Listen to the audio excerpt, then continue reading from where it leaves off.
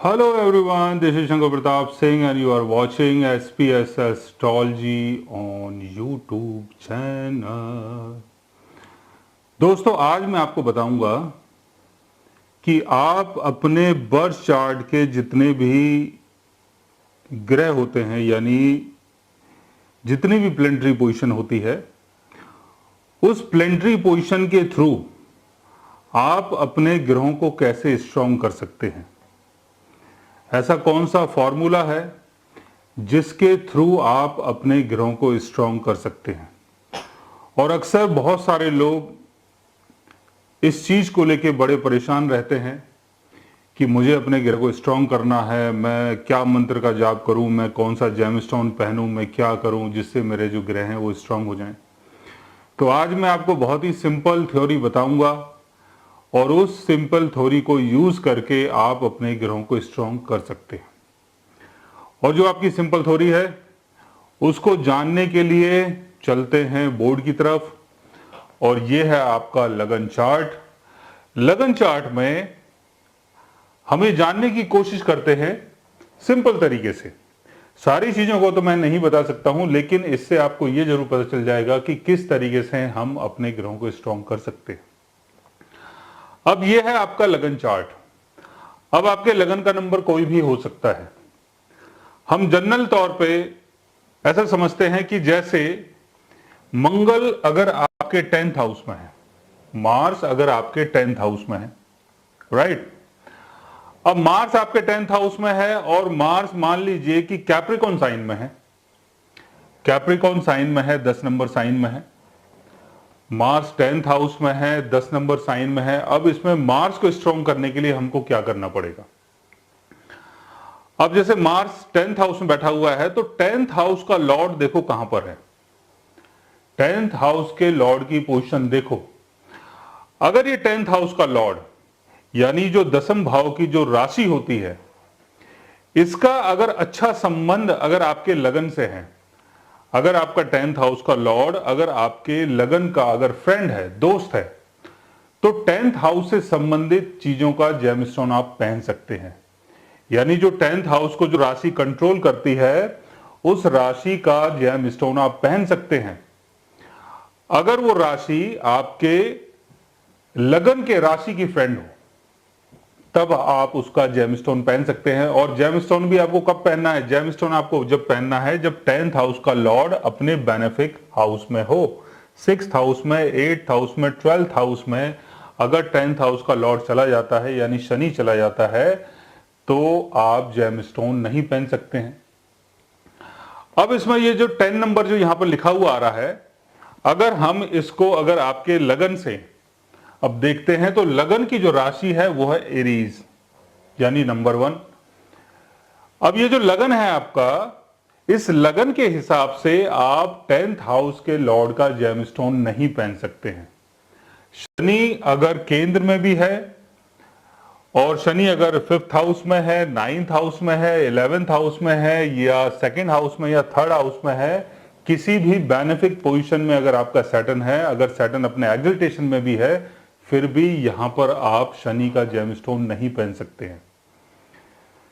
तो इसमें आपको क्या करना है, इसमें आपको शनि के मंत्रों का जाप करना है, शनि देव की पूजा करनी है। शनिवार के दिन शनि मंत्र का अगर आप जाप करते हैं तो आपके मंगल को यहां पर स्ट्रेंथ मिल पाएगी, यानी मंगल जो है यहां पर और मजबूत हो सकता है। और अगर 10th हाउस का लॉर्ड अगर आपके लगन का फ्रेंड है, 10th हाउस का लॉर्ड लगन का फ्रेंड कैसे होगा, मान लीजिए कि 10th हाउस में 5 नंबर राशि आती है, 10th हाउस में 5 नंबर राशि आती है तो आपके लगन की जो राशि है वो हो गई 8 नंबर यानी स्कॉर्पियो। अब आपका जो लगन है वो स्कॉर्पियो है। स्कॉर्पियो एसेंडेंट का लॉर्ड मंगल, मंगल 10th हाउस में है। तो यहां पर हमें मंगल को स्ट्रॉन्ग करने के लिए क्या करना पड़ेगा, यहां पर मंगल को स्ट्रॉन्ग करने के लिए हम लोग क्या करते हैं, हम लोग मंगल का जेमस्टोन पहन लेते हैं क्योंकि वो आपका लग्नेश है, इसलिए आप मंगल का जेमस्टोन पहन लेते हैं। लेकिन मंगल का जेमस्टोन पहनने से ही खाली बात नहीं बनेगी। जब तक आपका सूर्य मजबूत ना हो, जब तक आपका सूर्य आपके मंगल को सपोर्ट नहीं करेगा तो मंगल यहां पर 10th हाउस की चीजों को अचीव नहीं कर पाएगा। अब यहां पर हमें यह देखना है कि आपका सूर्य कहां पर है। अगर आपका सूर्य केंद्र में है, आपका सूर्य बेनिफिक हाउस में है, 11th हाउस में है, 2nd हाउस में है, 3rd हाउस में है, 5th हाउस में है, 9th हाउस में है, तो यहां पर आप सूर्य का जेमस्टोन पहना सकते हैं, यानी माणिक पहना सकते हैं। क्योंकि यहां पर जो आपका एसेंडेंट है वो है स्कॉर्पियो और 10th हाउस में आता है लियो साइन। तो लियो और स्कॉर्पियो यानी मंगल और सूर्य दोनों फ्रेंड हैं। तो यहां पर अगर आप माणिक पहनते हैं और सूर्य की प्लेसमेंट अगर बहुत अच्छी है, यानी सूर्य अगर आपके केंद्र में है, बेनिफिक हाउस में है, और अगर आप माणिक पहन रहे हैं तो यहां पर मंगल को बहुत स्ट्रेंथ मिल सकता है। इसी तरीके से और चीजों को समझने की कोशिश करते हैं। अब यहां पर हम डाल देते हैं टॉरस साइन यानी 2 नंबर साइन, और 2 नंबर साइन के ऊपर हम प्लेस करते हैं मून को। मून अगर 2 नंबर साइन में होगा तो मून अपने एक्सल्टेशन में होगा। मून अगर अपने एक्सल्टेशन में है तो आपको मून को यहां और स्ट्रांग अगर करना है तो आप कैसे स्ट्रांग कर सकते हैं। इसके लिए हमें यह देखना होगा कि मून जिस राशि में बैठा है यानी टॉरस, टॉरस का लॉर्ड कहां पर प्लेस्ड है। टॉरस का लॉर्ड अगर केंद्र में है, बेनिफिक हाउस में है, मान लीजिए 11th हाउस में है, 9th हाउस में है, 5th हाउस में है, 2nd हाउस में है, 3rd हाउस में है, या केंद्र हाउस में कहीं भी अगर वीनस प्लेस्ड है तो आप यहां पर वीनस का जेमस्टोन यानी डायमंड पहना सकते हैं। लेकिन डायमंड पहनाने से पहले आपको यह भी देखना है कि आपका जो लग्नेश है, यानी जो आपका लगन है, लगन की जो राशि है, वो आपके 4th हाउस की राशि की फ्रेंड है कि नहीं है। अब यहां पर अगर हमें लगन की राशि को जानना है तो हम कैसे जानेंगे। 2 नंबर 3, 4, 5, 6, 7, 8, 9, 10 एंड 11। तो जो लगन की जो राशि है वो भी 11 नंबर है। तो कुंभ जो राशि है उसका स्वामी होता है शनि, और शनि और शुक्र दोनों आपस में फ्रेंड हैं। तो टॉरस और दूसरा कुंभ यानी एक्वेरियस, तो कुंभ और टॉरस दोनों फ्रेंड हैं। तो यहां पर अगर वीनस की प्लेसमेंट अगर बहुत अच्छी है तो आप डायमंड पहन सकते हैं और उससे आपके मून को भी काफी बल मिलेगा।